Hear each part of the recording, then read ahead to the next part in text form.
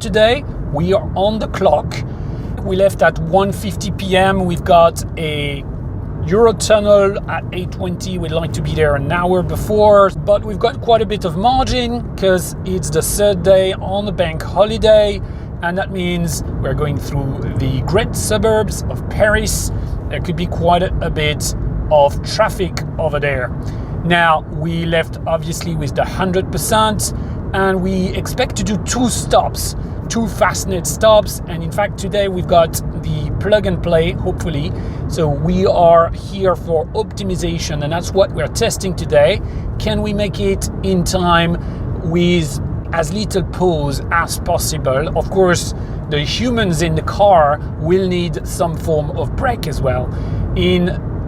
At 3:40 p.m, so in an hour and 40 minutes or so, 50 minutes maybe, we'll be at Weimar Est, a big Fastnet station, but again, depending on traffic. And that's 158 kilometers for the first leg, which is quite a bit. We will arrive with something like 5-10%. We need to do 4.2 miles per kilowatt hours, and we'll catch you there.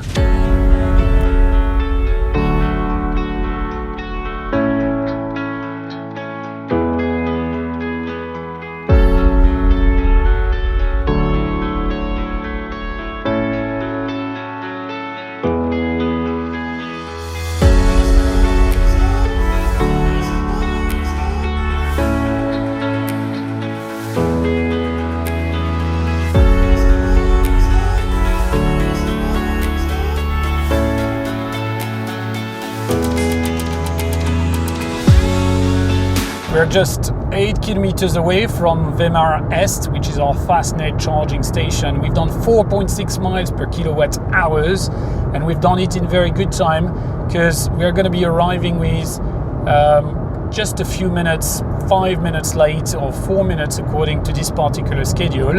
And the reason for that is that we did hit a bit of traffic, in fact a proper traffic jam at some point for 5-10 minutes. So we did lose those 5-10 minutes.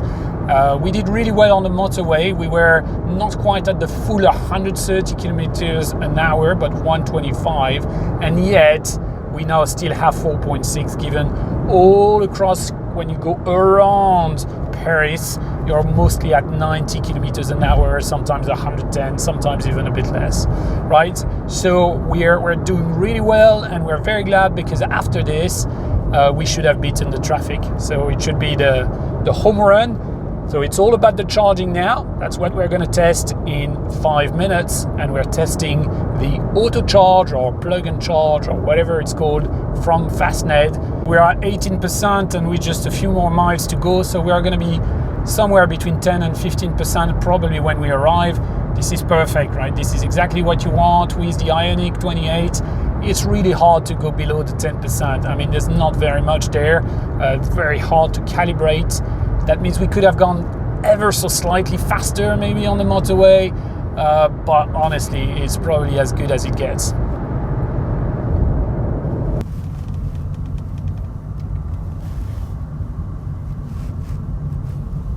Right, this is the Fastnet 0.59, so good description of how much you're going to pay, and a gazillion charges, which is very, very nice.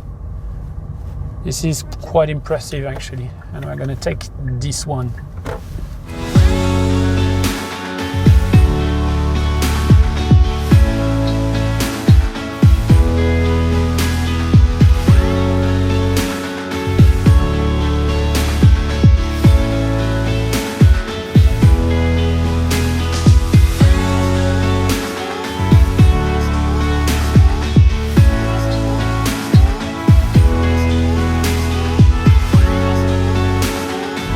It's 4:17, and we are moving again, coming out of the service station. That means we've got an hour and 10 minutes to the next stop, 86 miles, and that's another Fastnet charging station. So that means we stayed 34 minutes. We didn't need a good 20-minute stop in any case, right? So we're back on the road.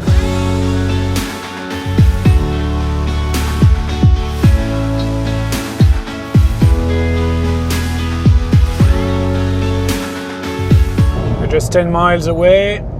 We've done 4.1 miles per kilowatt hours so far. And what that means is on the classic Abacus, given we've got 23% left, we're gonna be arriving with not very much. Probably something like the 7%, right? Something like that, maybe 10%. So spot on, ready. And let's see if the auto charge works this time, because it did not work for us, and I'm not sure why. I wasn't logged in on the app, but frankly, if you need to be logged in the app for auto charge to work, I think that defeats slightly the purpose. But let's see. Let's have a second go at it. Is it because I registered in the UK and we're now in France? Don't know. Doesn't really make sense. All right. Okay, so we're almost there now, 14%. And the service station is just ahead of us. We're going to take the exit. That's it. 14%. And it's 5:30 p.m. exactly as expected. So that means we've gone maybe not at full speed, but something like 120, 125 kilometers an hour most of the time. And the beautiful Fastnet stations right ahead of us. It's hard to miss. We're just gonna slot in there, I hope.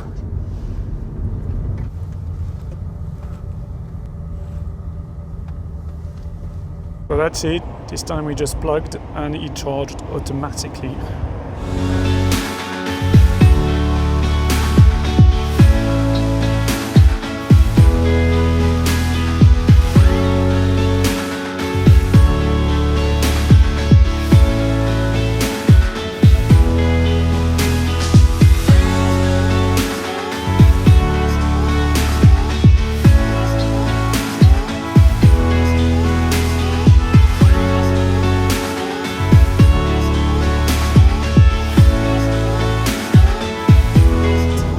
...30 kilometers away from Eurotunnel. We'll arrive at 7:03 p.m, which was pretty much the target. We're on 3.7 miles per kilowatt hour since the last stop, but that's because we're pretty much at the speed limit, more or less, 131 kilometers an hour on the meter, which is a little bit less by the time you look at the sat nav, of course. So not much to say about this particular leg. Nice scenery, quite green actually today, which is nice, and not many cars in sight, and that's normally what you get by the time you're in that part of northern France on the A26. So we're in good shape with 35% and 27 kilometers to go. Again, if you use the simple math of 1%, 1 mile when you go smooth on the speed, but maybe 1%, 1 kilometer is quite safe, even if you're going at the fastest speed. There's plenty, right? So we're good to go. Don't even need to look at anything there, Abacus or otherwise.